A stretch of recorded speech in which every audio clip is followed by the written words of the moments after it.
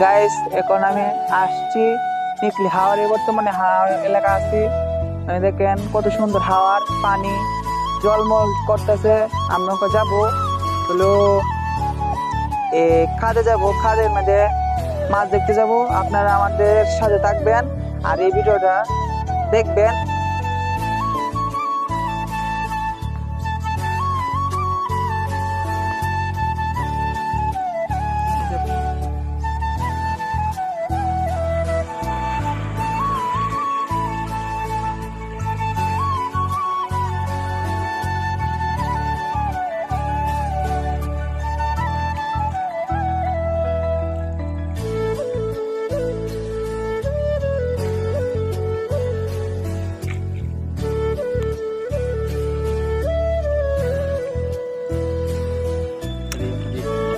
Yêu gì?